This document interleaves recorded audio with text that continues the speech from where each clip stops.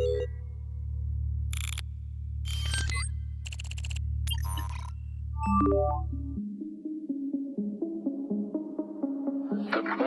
small step for man. What you know about rolling down in the deep? When your brain goes numb, you can call a mental freeze. When these people talk too much, put that shit in slow motion. Yeah, I feel like an astronaut in the ocean. Yeah. What you know about rolling down in the deep? When your brain goes numb, you can call a mental freeze. When these people talk too much, put that shit in slow motion. Yeah, I feel like an astronaut. She says that I'm cool. I'm like, yeah, that's true. I believe in G-O-D. Don't believe in T-H-O-D. She keep playing me down. I'ma play her for fun. You don't really know my mental. Let me give you the picture last stencil. Hi, this is John Cullen. Welcome to another episode of Web of Deception. I'm joined once again by my co-host Jason Goodman. Jason, thanks again for taking time to walk us through this. This is going to be a big show. This is an interesting twist. These developments are new, and I'm kind of excited about this because we got a lot of interesting characters in the thumbnail. There's a lot of moving parts here. This is the 25th episode of Web of Deception. We've been at this now for 6 months. Our patrons, so we do this for about 25 minutes or so on YouTube. And then we're going to go to a patron-only portion where we've been doing over an hour every single episode. So we've got, this will be 25 hours of patron-only stuff, plus a lot of it was like an hour 20 or so. Yeah. And YouTube content, which is, roughly half an hour for 25 shows. That's a lot of content. So, that's bordering like Yellowstone, right? I mean, this is we're getting Kevin up there, Costner.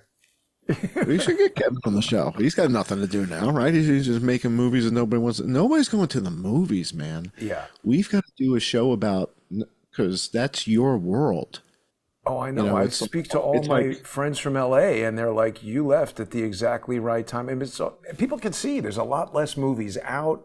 It's a much different world. It's wild what's happening there. And Netflix and Amazon are producing like this independent stuff with these, third tier actors, and it's pretty good. It's like, it's good enough, if they've got good cinematographers and good editors and good color people, and the actors script. If you have a good story and competent people, you don't need celebrities for something to be. I mean, listen, you know how many people watch our shows and say, "Oh, I don't watch television anymore," or watch me walking around with Charles. I've gotten so many comments from people where they say, "Who on earth could have ever thought that a show about two guys walking around New York City could be so compelling?" And that's the thing, forever. I mean, when you and I grew up, it was like Channel 2, Channel 4, Channel 7, and then your local affiliates, and that was it. And this explosion of television programming with cable news, and now with live streaming. I mean, the amount of information that people are flooded with, it's interesting to just observe and to think about how that affects politics, how that affects the type of stuff that we're talking about. Because you said something very important at the top of the show, John. You said that this is new information, and you're right. There is new information, but there's something I think even more important about this 25th episode, and asking the question, is General Michael Flynn at the center of the web of deception? A lot of people think that I have been like attacking General Flynn, and they're like, "Oh, come on, man, we're on the same side, and why are you attacking Flynn?" I am not attacking Flynn. And as you know, and most of our viewers know, I supported Michael Flynn when he became the National Security Advisor, and when all that stuff happened with Mike Pence, and even through his whole trial, everything going on with Emmett Sullivan. I went to the trial to Washington, D.C. I sent money to the Legal Defense Fund. I went to that John B. Wells thing. We did an episode about it where I got honeypotted and spoke to Flynn's brother. It was only after I made a public announcement that was intended to be heard by people who are still working towards the same effort that Stephen Biss was, where I was saying, you know, when you focus your life on lying about people and destroying their lives with lies, you become toxic. And there's some people in this thumbnail who this applies to. You just don't know how that... John? Is that yes, Elton John is back. With the backpack? Yeah. Okay. All right, I'm going to explain how all of these people are related to one another and how the linchpin between them all is this fucking asshole. All right, well, hang on, because we're on YouTube, so we don't want to get thrown off. So we want to be, you know, polite, right? This is YouTube is like the country club. Patron only is after hours, right? You can put your feet up on the table. It's fine. I don't really care. But here, let's behave. Sorry. Now let's go one step at a time, though, because there might be people watching going, you know, I've heard of this guy. Isn't he the guy who? But they don't know of his activities in the last 2, 3, 4 years. Oh, and so wait, there's somebody who's supposed to be in this picture that I forgot. Peter Smith. Damn it. I even cut him out, and I forget why I forgot to put him in there, but I'll explain why he's important. Sorry to interrupt. It's okay. I'm disappointed you don't have Mindy, because I've seen photos of Mindy with... well, she's not really in this core group. I mean, so we're going to explain... Core group. This is a core group. Yeah. Right. We're probably not going to have time to get through all of this on YouTube, but for people who are really interested in this information, and anybody who's out there like, oh, if you guys were patriots, you'd make this free or whatever... We've been through it a million times. We put this kind of information on YouTube, it gets deleted.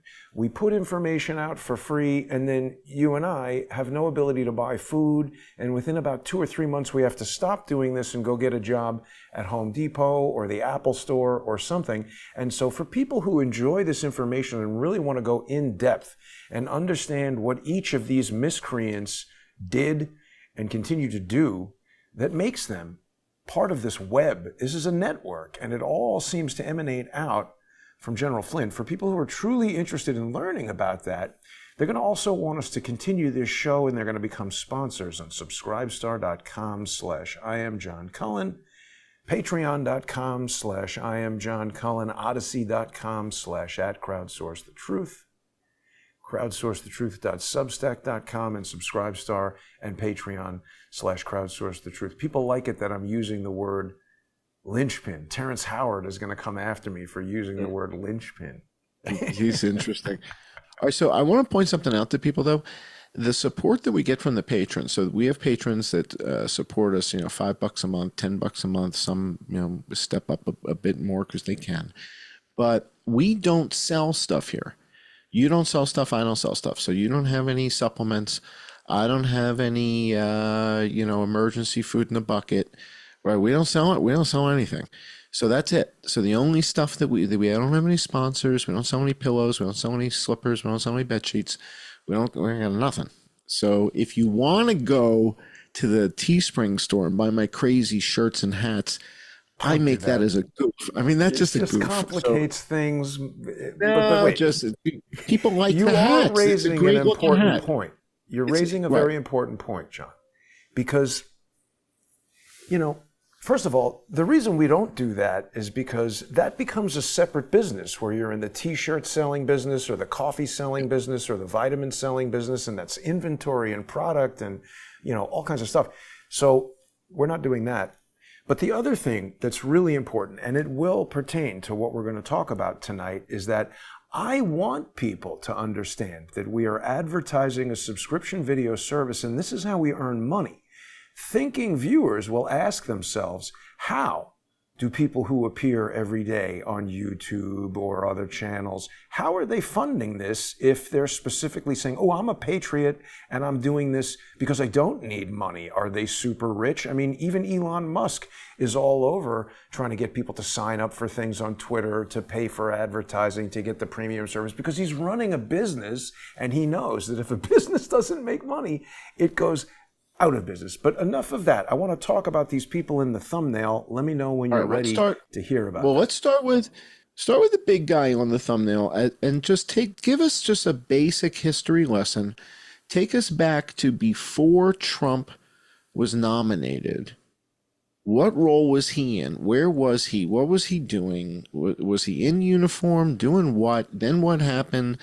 And then what happened? Because I think the history here is kind of important for even for people who kind of are up to date on what's been going on.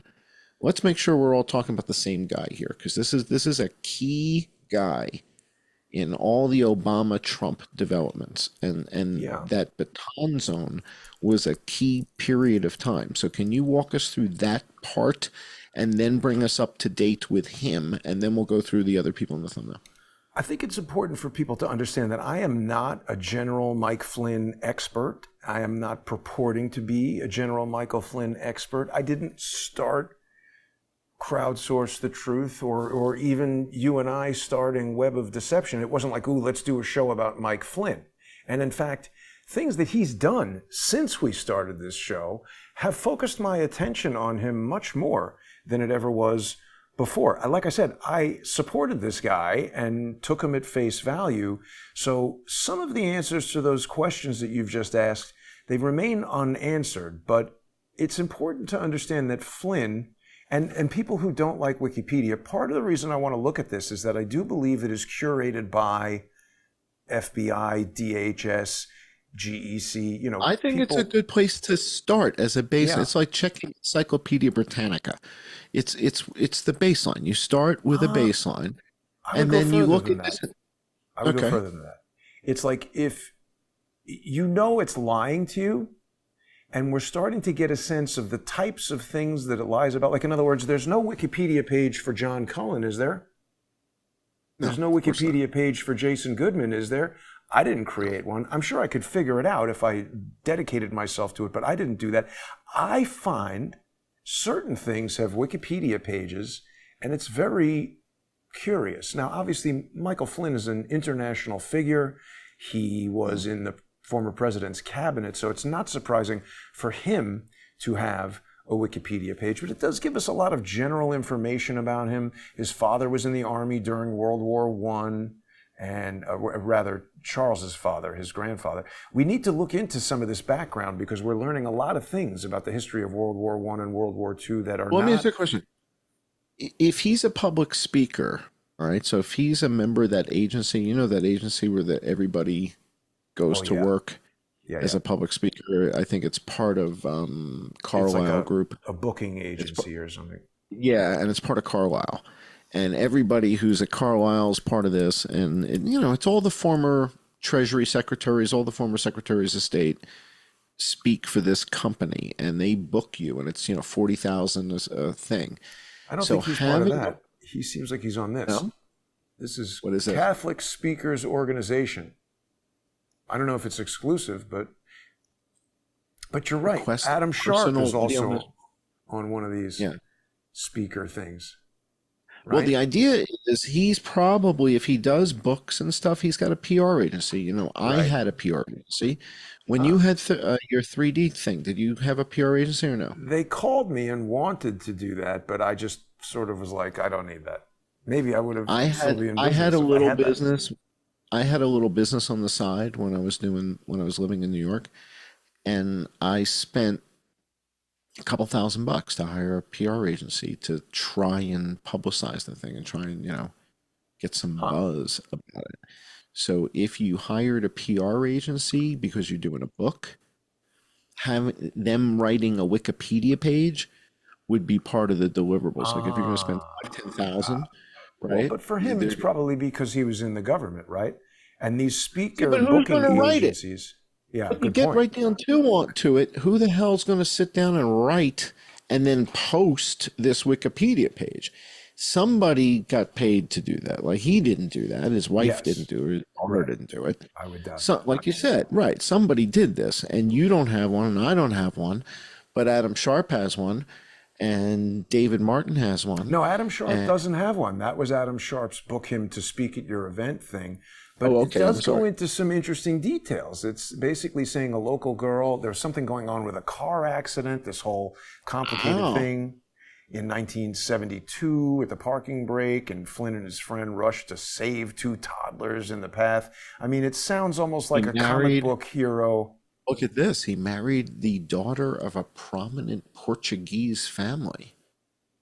So he married a very wealthy Portuguese lady from Portuguese royalty. So that's I mean, there's a interesting. lot And he here went to be gone through. Ireland. The thing that caught my attention in this was that he had some juvenile. Here it says, on July 24th, 1972, after a local girl climbed into a car and accidentally released the parking brake, Flynn and his friend rushed to save two toddlers. This sounds like this girl was doing something in the car that she shouldn't have been doing, and the parking brake got released, and this whole story got made up. But anyway, they were honored by the local town for this heroism, and Flynn served time in juvenile detention for what he has described as serious unlawful activity in his youth. I find the juxtaposition of these two stories to be deliberate. They want to tell you about how he's a hero, and then, oh, by the way, he did some serious unlawful activity. I'd like to know what that is. That's interesting. Because what happens when, like, juvenile detention join the army? Yeah, well, I was going to say, when you get down to this next paragraph, the second paragraph about him is where we start to learn the stuff that I think, this is the meat on the bone. So he's an ROTC. He graduates with a Bachelor of Science in 1981. Look at his GPA. He's dumb as a rock. Earning a 1.2. He struggles academically. So there's rumbles, right? There's whispers about him potentially holding, a serious position.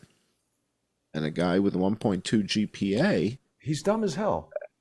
He can't figure out how to make a latte. Did you know that when he insulted me on Twitter, I said to him after Joe made this whole dust up about Stephen Biss, I was asking him about these financial anomalies within the America Project.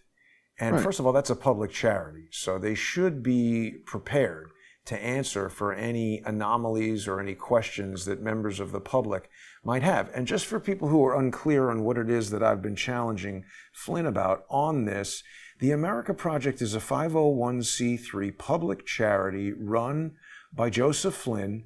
There's a board of directors there. It's here. Joseph Flynn is his brother. His brother. Patrick Byrne, a bunch of these other people who I haven't looked into yet. This is important. So we did this in another episode, but the fact that he's got Patrick Byrne and he's got his brother, and Patrick Byrne is the guy from Overstock.com. He's actually okay, Patrick Byrne, as a board member, because he's not part of their family. He's considered a disinterested party. So having him on the board is okay. But why is this super millionaire being paid $65,000 of all of we the people's money that are donating to this thing? If Patrick Byrne is super rich from running Overstock.com, I get it that he's working for this, but his work should also be a contribution. We also found out that Patrick Byrne was born into money. He bought Overstock. Why does he need this 65 grand? Right. It doesn't add up. But the bigger issue, the really big issue here, John, is not fine. Patrick Byrne deserves 65 grand. He gave 3 million. He takes 65, whatever. Let's say that's fine. Why is Joe Flynn paid $0? Oh, well, he's just doing it for free. He's contributing because he's a patriot. No, he's not. Over here in the independent contractors section, this Brisa Suaves LLC, which Joe Flynn is one of only 2 members of, that thing is paid $158,625. Now, let's just say these are the only 2 pieces of evidence that I have about this thing. I have posed the question, why is this the payment procedure for the guy who's supposed to be the director of the company? Why is the director of the company also getting paid as a independent contractor? That's screwy business. And so this is tax avoidance.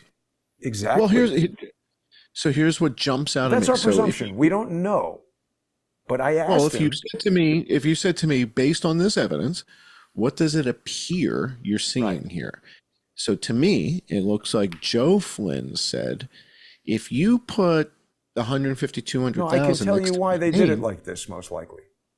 Well, let me finish. This is a reimbursement of expenses that he doesn't pay taxes on. If he reports the taxes for Brisa Suave, says this is a reimbursement, And so he doesn't pay taxes on it. And everybody in the comments is saying it seems like they're laundering money, washing money for millionaires. And I agree. He doesn't want his name next to 200,000 because then he's going to pay tax on that. Well, if it goes to Brisa Suave, he's still the member of that. And if he's being legitimate, he would still pay taxes on it. But if he reports it as a reimbursement, and we don't know that he did that. I'm just saying there are questions about this that thinking people who are donating money to this have a right to know the answers to. And when I've asked those questions to General Flynn's lack of intelligence, he didn't say, hey, I'm going to put you in touch with the accountant who's going to explain exactly why it was done this way. We love your support, Jason. Thanks for coming to the John B. Wells. He didn't say that. He said, you're a douchebag, misspelled douchebag, and then blocked me. And the thing that we're going to spend kind of a lot of time talking about in terms of that during the sponsor exclusive segment, which is just 10 minutes away, is that he blocked me a long time ago. This was maybe a year or two ago. And the funny thing is, in May, when I encountered our buddy Norm Eisen on the street, and that tweet went to 2.2 million views, a lot of people were like, hey, what's going on here with Jason Goodman? And Flynn comes out and he says, oh, hey, it's difficult for me to get to this tweet now because he's blocked me. Didn't he unblock you? But he unblocked you for like a second, tweeted something, and then reblocked it. Wait, wasn't that what happened? But now when I go look at the tweet that he did on this, see, the thing that's important is this. Let's listen to this for just a second here, because this is my video at NYU confronting Andrew Weissman. And this video is from 2023. Nothing to do with Norm, really. Well, hang on. Explain to people watching who is Mr. Weissman, right? And what is his role? Because you're gonna confront him. But why are we confronting? Like, who is this guy for Excellent people who question. aren't? Yeah. Andrew Weissman, pictured right here with the glasses. He was the lead prosecutor in the Mueller investigation, but before that, he's held a lot of roles. Today, he is a law professor at NYU Law, but he was a U.S. attorney in the Eastern District of New York, and he was subordinate to Valerie Caproni, who was the assistant U.S. attorney and the head of the Organized Crime Division from 1988 to about 1998, something like that. She left to do some things and came back, including going to the SEC. But he also took over Valerie Caproni's role as the FBI general counsel when she was kicked out after the House Judiciary Committee found that she had broken the law. So Weissman came in to take... All right, so hold on. Let me test my understanding here. Once upon a time, Valerie Caproni was at the FBI, and she was the general counsel for the FBI. Yes. She gets lambasted because she gets kind of tied up with Gina Haspel and the Abu Ghraib thing. Well, that wasn't specifically what Congress was upset about that got her kicked out, but that is correct. She's a sinister arch criminal. I just found out something else this lunatic did yesterday. All right, well, hang on. So she's general counsel for the FBI, right? Our friends who are building this $3.5 billion new place. Yeah. And Weissman works for her at the FBI. No. Weissman worked for her in the U.S. Attorney's office in the Eastern District of New York. But when she gets kicked out, he gets her job at the FBI. He replaces her, right? So he wasn't her subordinate before he replaces her at the FBI?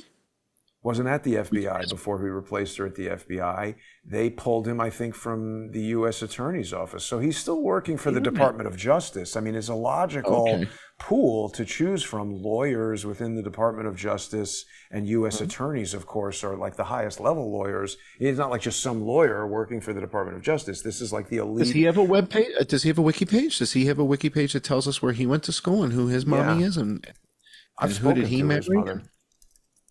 You spoke to his mother?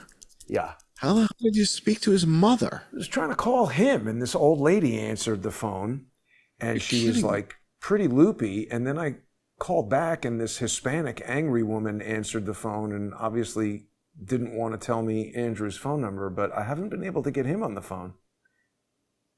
All right, so he is, dude, this is a big deal. He is the general counsel of the FBI after Valerie Caprone is the general counsel of the FBI. I mean, these are two major players. This is the lawyer for the FBI.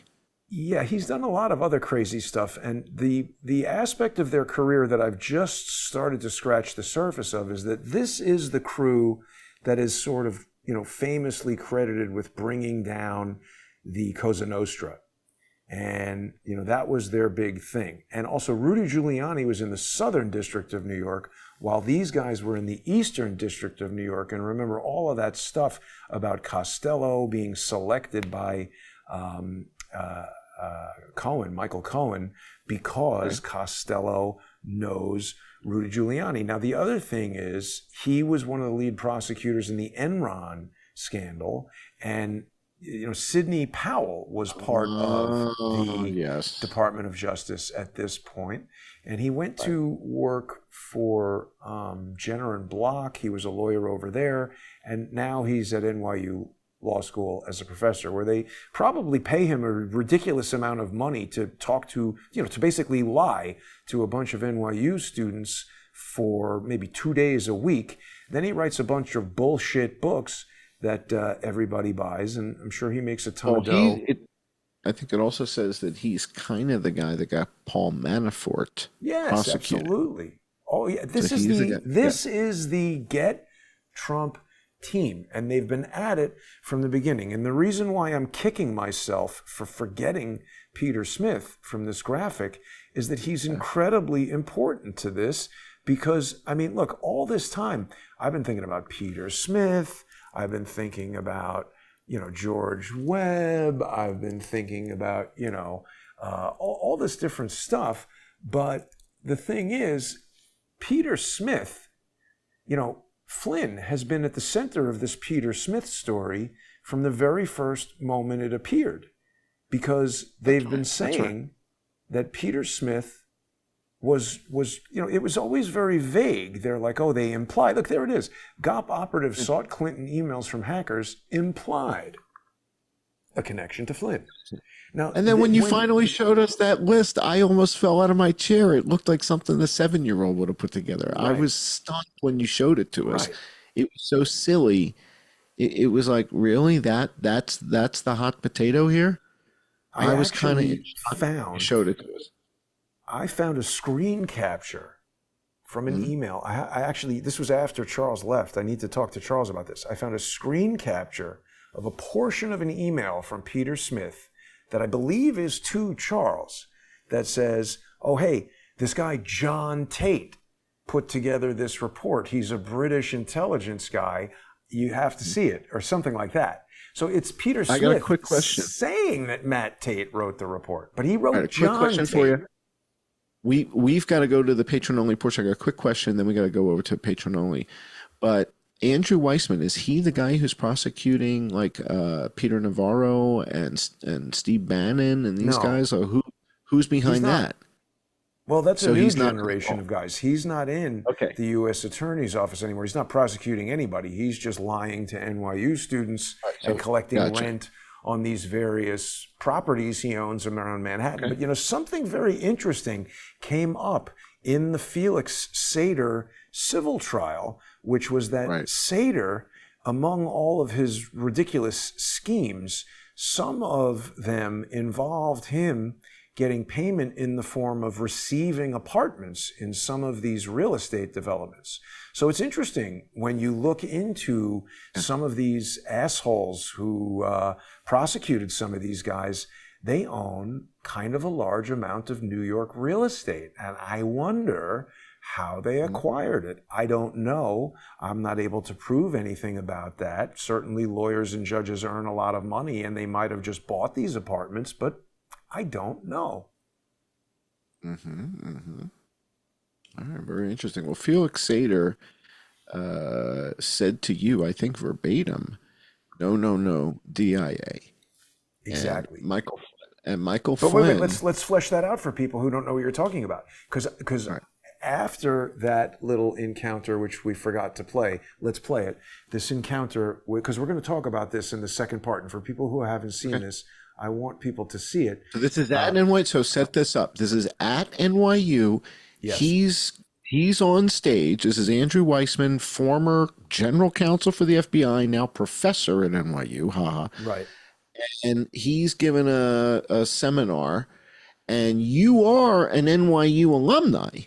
Yes. You went to NYU, okay? Yes. And you did Spider-Man. Nobody here worked on Spider-Man. You worked on But Spider-Man. they're lawyers. but you worked on Spider-Man. None of them did. So Yes. there we go.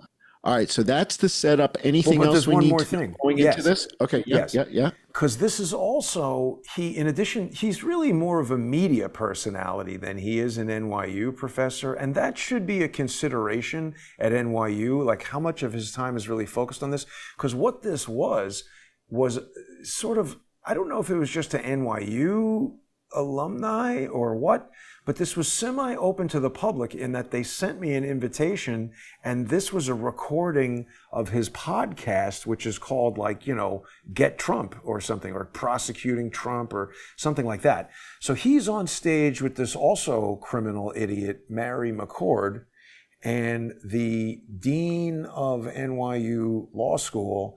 And so they've just been giving this whole, stupid, lie-filled explanation of, this pseudo-lawyer explanation as to why it's proper for Trump to get prosecuted. And I mean, I'm disparaging the guy in a funny way, but the truth is, look at this room is filled with 150 future lawyers.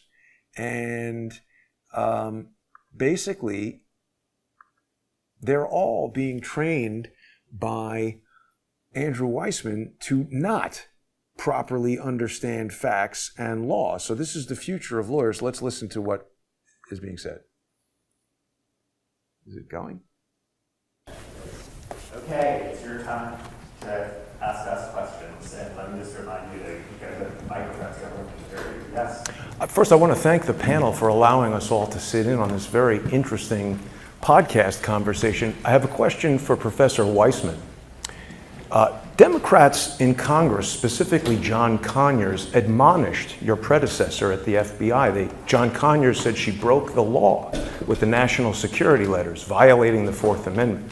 Can you tell us, did the members of the House Permanent Select Committee on Intelligence know of your secret 25-year relationship with the intelligence asset Felix Sater when he testified in 2017?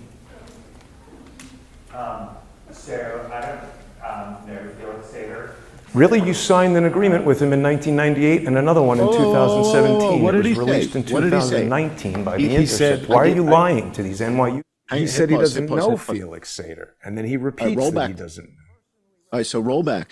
So you asked him a pretty basic question, and you said, when he testified in 2017, you didn't disclose that you've known this guy for I just something asked years. him. I just asked him, did the House Okay. Permanent Select Committee know that this is a guy that you've had a 25-year You've known. relationship with?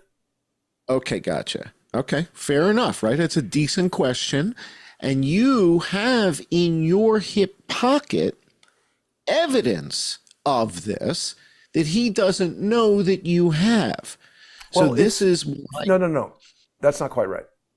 I'm asking No. a question that I don't know the answer to. I suspect that they didn't know, the House Select Committee did not know that Felix Sater was essentially a cooperating witness. But you know. thought- But you know. My point Well, is you have the answer in your But I hip didn't know pocket. that he was going to say he didn't know him. I thought he would say, yeah, the House Committee knew. And that Okay. would have been the smartest All thing right. for All him to right. say, because Okay, how could I check understand. that?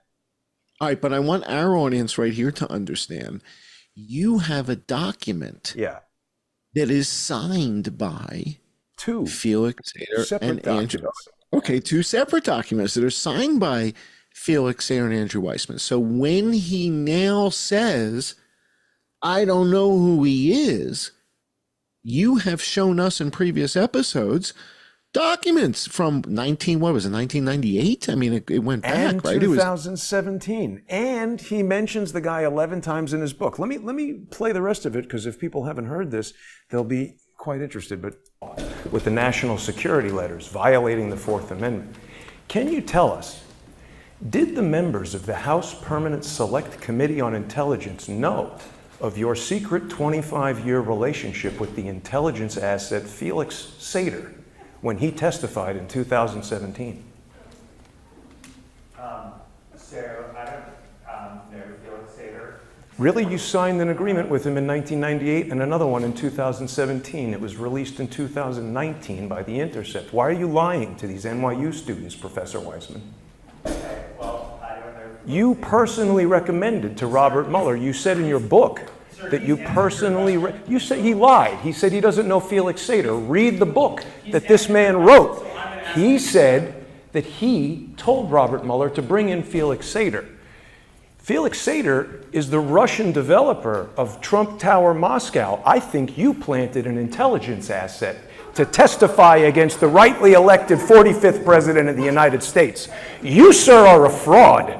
You should be in jail, Andrew Weissman. So that's basically the conversation there. So this is the former lawyer for the FBI that Jason just shouts down at the NYU thing. But the beauty of this is you have these documents, you have this evidence, this 1998 agreement that Andrew Weissman signs with Felix Sater. And Felix Sater then says to you on the streets of New York outside the courthouse, DIA. He's adamant about that, because I said to him, you were an FBI asset. He's like, no, DIA. And here's what we're going to get into, because we've got to get over to the sponsor exclusive segment. But just so that people know what we're going to be discussing, this is really the basis for today's show. Wow. Because you see, on May 23rd, which is, I think, the day after I had basically confronted Norm. Now, it's true that I did retweet let's read it. Let's read that tweet. No, let's read the tweet. It's important. General Flynn says... Let me read it. I'll read it. This is General Mike Flynn, sends this out on May 23rd.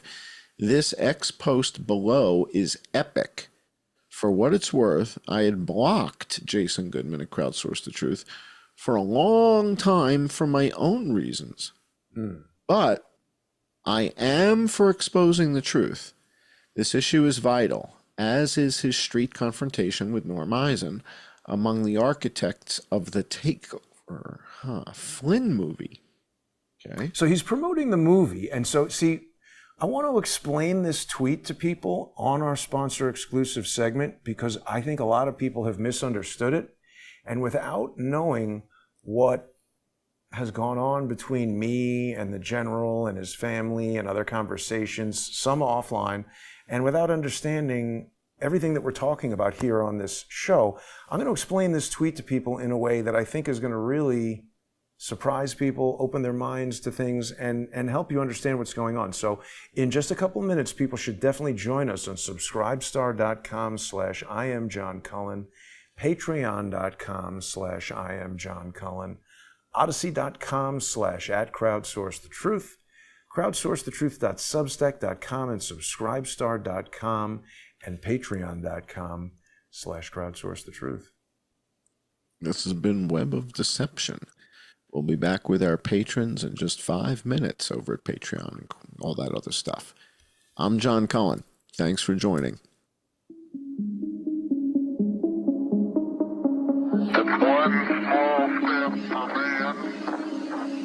What you know about rolling down in the deep? When your brain goes numb, you can call a mental freeze. When these people talk too much, put that shit in slow motion. Yeah, I feel like an astronaut in the ocean. What you know about rolling down in the deep? When your brain goes numb, you can call a mental freeze. When these people talk too much, put that shit in slow motion. Yeah, I feel like an astronaut. She says that I'm cool.